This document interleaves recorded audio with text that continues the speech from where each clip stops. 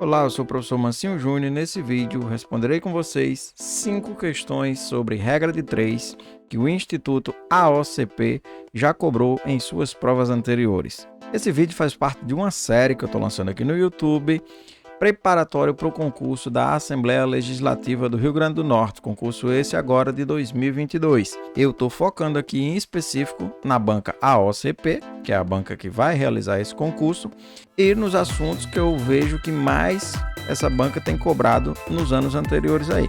Já vou pedir para você se inscrever no canal e dizer que aqui abaixo na descrição do vídeo tem outras aulas relacionadas a essa banca em específico para esse concurso da Assembleia do Rio Grande do Norte. Vamos às questões. Durante as questões eu vou comentando como eu vi essa banca cobrando esse assunto regra de 3. Hoje a gente vai responder 5 questões. Trouxe 2 de regra de 3 direta, 2 de regra de 3 inversa e uma de regra de 3 composta. É o que eu vi mais ou menos nas provas. Saí vasculhando aí as provas dessa banca de 2010 para cá. Vejo sempre ele cobrando nesse modus operandi aqui. É o assunto que eu mais vi? Não. O assunto que eu mais vi essa banca sempre cobrando questões relacionadas a porcentagem. Tem um vídeo aqui também abaixo que eu já fiz sobre porcentagem. Daqui para o dia da prova a gente pode até marcar uma live para responder mais questões desses assuntos. Eu estou meio que indo na ordem de mais importância. Então, os vídeos anteriores a esses são assuntos mais cobrados. Regra de 3 não é tão cobrado, não aparece tanto como porcentagem, como questão de conjunto, mas vez ou outra sim eu encontrei lá nas provas anteriores dessa banca. Então, eu quis trazer aqui para vocês. Vamos lá? Primeira questão, ela cobrou lá num concurso de 2016, concurso da Casan, que diz o seguinte: uma pessoa de 1,5 metro de altura projeta uma sombra de 1,8 metros, sabendo que no mesmo instante um prédio projeta uma sombra de 12 metros, conclui-se que a altura do prédio é. Então, uma questãozinha clássica de regra de 3 simples e direta, né? A gente vai discutir aqui quando a regra de 3 é direta ou quando ela é inversamente proporcional. Nesse caso curioso da questão, né, as duas grandezas são alturas, mas para diferenciar aqui, eu chamei a primeira de altura e a segunda da sombra relativa a essa altura, tá? Então, a primeira, por que chama regra de 3? Eu sempre tenho 3 medidas conhecidas e uma quarta a ser descoberta com a relação que eu faço entre essas 3. Eu tenho que a altura de 1,5 metros, 1,5 metro, projetou uma sombra de 1,8, e aí cuidado na hora de botar, agora eu tenho a sombra de 12, não vai colocar esse 12 aqui na altura da pessoa, aqui é a altura do prédio. Altura para altura, sombra para sombra, tá? Então, o 12 eu vou colocar aqui abaixo de 1,8, e aí a medida a ser descoberta aqui, o valor que eu vou chamar de x, é a altura do prédio. Então, se uma pessoa de 1,5 projeta a sombra de 1,8, essa sombra de 12 vai ser projetada a partir de que altura? Belezinha? O que é que a gente faz aqui? Eu tenho uma regra de 3 diretamente proporcional. Quanto maior a pessoa, quanto maior o objeto, maior será a projeção de sua sombra. Então, quanto mais essa grandeza cresce, mais essa grandeza sombra também tende a crescer. Então, se uma grandeza cresce e a tendência é que a outra também cresça, eu tenho regra de 3 diretamente proporcional. Nesse caso, eu realizo uma multiplicação cruzada, que a gente chama de meio pelos extremos, né? Você sabe por que chama meio pelos extremos? Tem uma curiosidadezinha. Não vou dizer nesse vídeo, vou deixar você curioso. Quem souber, diga aí nos comentários. E quem tiver a fim de saber, comente também. Professor, faça um vídeo ou em outro vídeo me diga, que agora eu fiquei curioso porque é que chama meio pelos extremos, tá? Não quero deixar esse vídeo longo. Vamos cuidar aqui na multiplicação, ó. 1,8 vai multiplicar o x e 1,5 vai multiplicar o 12. É uma multiplicação cruzada, tá? Quando a regra de 3 for diretamente proporcional, eu vou cruzar a multiplicação. Então, 1,8 vezes x vai dar 1,8x. 1,5 vezes 12, cálculo mental, que eu sempre aguço a gente a fazer sempre cálculo mental. Como é que faz 1,5 sobre alguma coisa? Imagina que 1,5 é 1,5. É aquela coisa mais a metade dela, tá? Então, 12 vezes 1 é 12. 12, a metade dele não é 6? Então, 1,5 vezes 12 é igual a 12 mais 6, 18. Então, quando você pegar agora 1,5 para multiplicar alguma coisa, imagine, é aquela coisa somada com a metade dela, tá? 1,5 vezes 20 seria 20 mais 10. 1,5 vezes 48 seria 48 mais 24. 1,5 sempre dá para aplicar esse macetezinho, tá? Então, realizando aqui a multiplicação cruzada, 1,8x é igual a 12 mais 6, 18. E aí, ó como o número já está bonitinho, né? A banca tende a fazer isso, eu já falei isso em vídeos anteriores. Pelo menos com relação à matemática, a OCP é uma banca bem de boa. Ela não costuma dificultar a nossa vida muito em matemática não, tá? E aí esse 1,8 passa para cá, mas muita gente já percebeu, né? Pensando em dinheiro, R$1,80 vezes quanto? Vai dar R$18. Vou ficar com x igual a 10 metros. Portanto, gabarito correto, letra B. Já vou puxar a questão 2, que tem o mesmo modus operandi da questão 1. Por isso mesmo, vou indicar que você pause o vídeo, tenta responder, e aí depois você dá o play no vídeo para ver se você chegou no mesmo gabarito que eu, tá? Então, e agora vamos à questão aplicada lá em 2012 no Tocantins, por essa banca também, a OCP, e vamos ver se você acertou, espero que sim. A questão diz o seguinte: no processo de extração de sal, é necessária a retirada de 2 metros cúbicos de água salgada para obter 75 decímetros cúbicos de sal. Quantos metros cúbicos de água salgada deve-se retirar para obter 6 metros cúbicos de sal? O que há de diferente nessa questão, ela ainda vai ser de regra de 3, ela ainda vai ser de regra de 3 direta. Quanto mais sal eu quero, mais água eu tenho que botar, tá? O que pegou aqui para muita gente é o pouco uso, a gente não tem costume de usar decímetros cúbicos, né? A gente sempre já, concurseiro já tem na cabeça lá, 1 metro cúbico vale 1.000 litros de água. 1 decímetro cúbico, que foi a novidade dessa questão aqui, equivale a 1 litro de alguma coisa, né? Aqui de sal, litro de sal. Por que não? O litro é a medida de espaço, tá? O litro não tem, ela é uma medida geométrica de espaço. A gente é que tende a achar que litro é uma coisa que só vale para líquido, mas não tem problema 1 litro de sal. Não é assim que é comercializado, não é assim que a gente vende o sal, mas matematicamente eu posso dizer que eu tenho 1 litro de sal. Então, 75 decímetros cúbicos é bom que você transforme aqui, por mais estranho que pareça, em 75 litros de sal, que aí você tem a medida em litro. Quando você achar essa medida em litro, aí sim, você já sabe, 1.000 litros equivalem a 1 metro cúbico. Tá? Então, o que eu fiz aqui nessa questão, que você poderia ter feito de outro modo, né? Poderia ter transformado essa medida aqui para metro cúbico, logo ia ficar um número decimal. Eu, como já tenho o costume de lembrar que 1 decímetro vale 1 litro, então você vai ver eu colocando aqui a quantidade de sal em litros, tá? Então, ó, o que é que eu tenho? Metro cúbicos, e aqui eu vou chamar de litros de sal. Metro cúbico de água, litro de sal, tá? Então, com 2 metros cúbicos de água, eu consigo produzir 75 litros de sal, tá? E aí, quantos metros cúbicos serão necessários para produzir? Lembra que eu coloquei em litros? Então, se eu tenho 6 metros cúbicos de sal, eu tenho 6.000 litros de sal. Pronto. Agora está tudo em litro, a água está em metro cúbico e a resposta vai ser me mostrada já em metro cúbico, tá? 75x multiplicando cruzado. Por que multiplicando cruzado?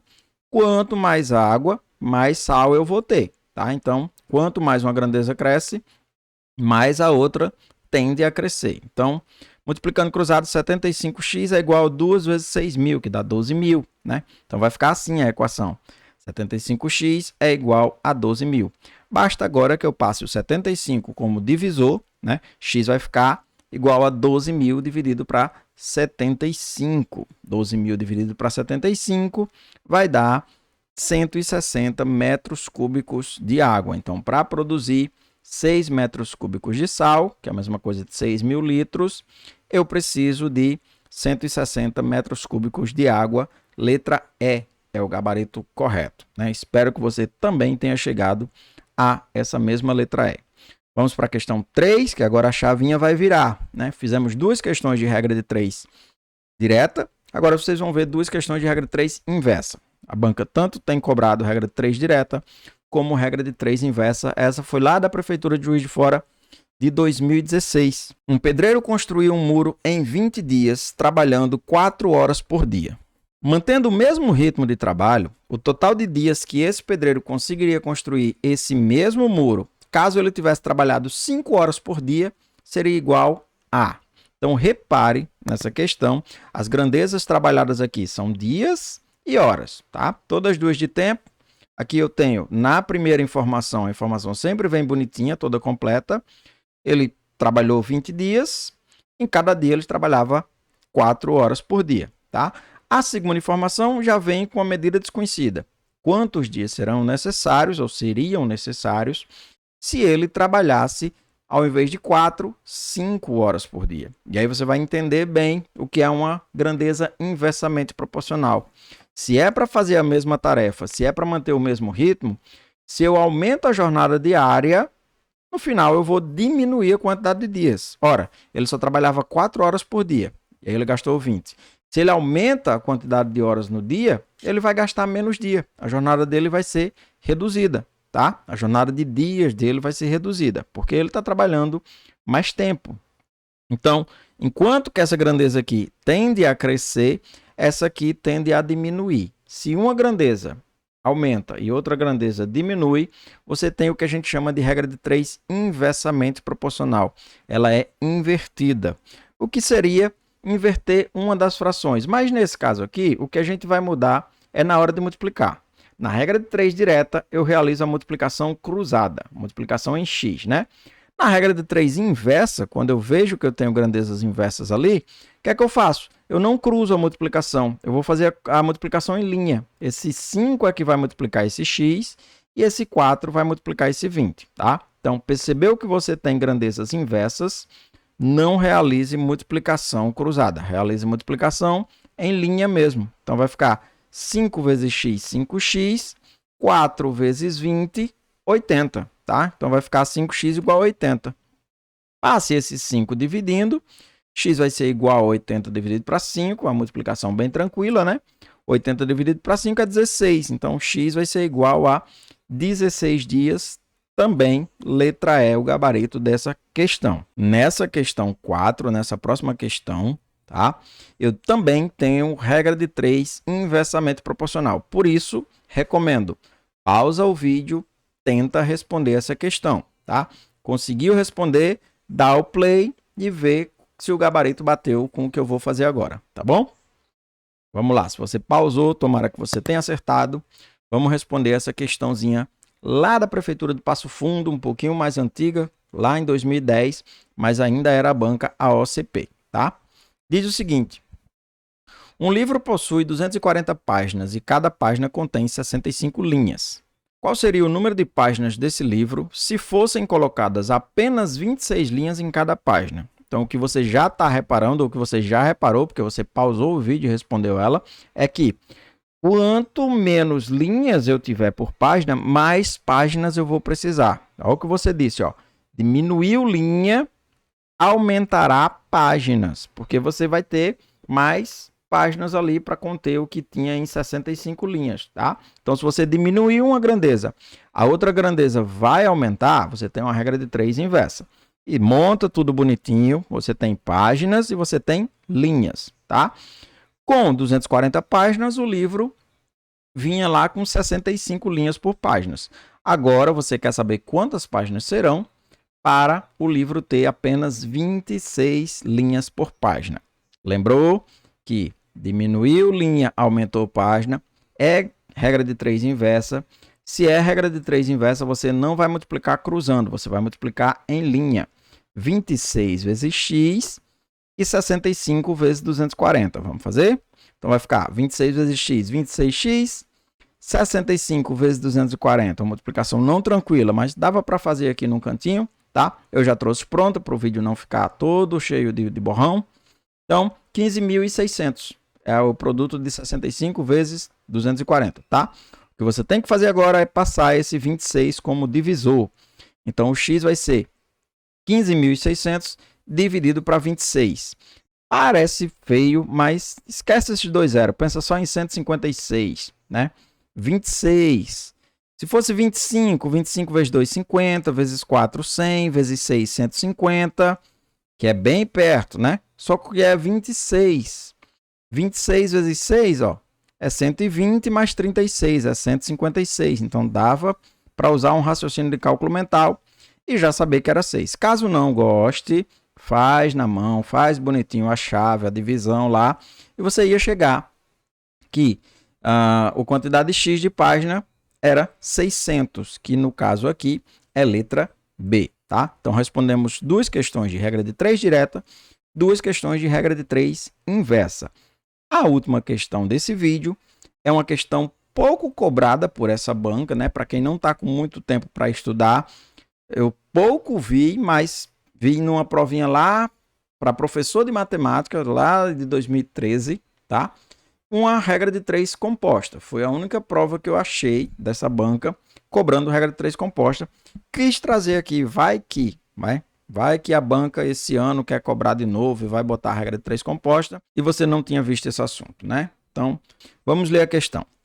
Se 3 copiadoras produzem 200 cópias de um determinado documento em 2 horas, em quanto tempo 5 copiadoras que apresentam a mesma produtividade das 3 mencionadas anteriormente produzirão 700 cópias desse mesmo documento?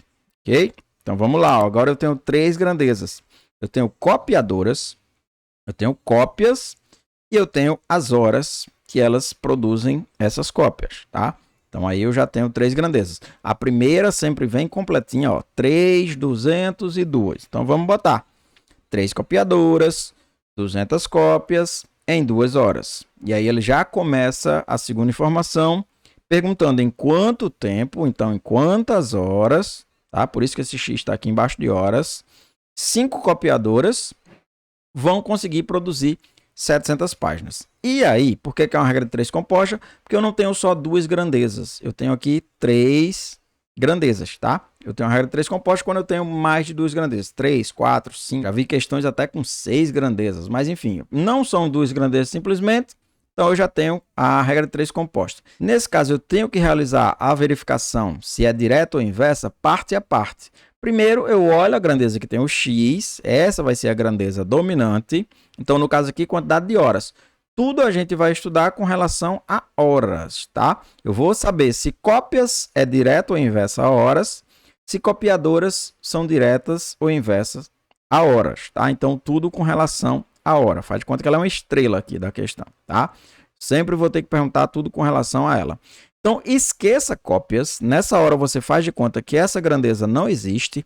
Esse número não aumenta e nem diminui. Se você olhar para cá e ficar tentando estudar com isso aqui, você vai se confundir. Então, esquece. Não tem cópias, tá? Se pergunte apenas se a relação copiadoras-horas é uma relação direta ou inversa. Então, é o seguinte. Você tem um serviço para fazer. Não olha para cá, não. Você tem um serviço qualquer para fazer.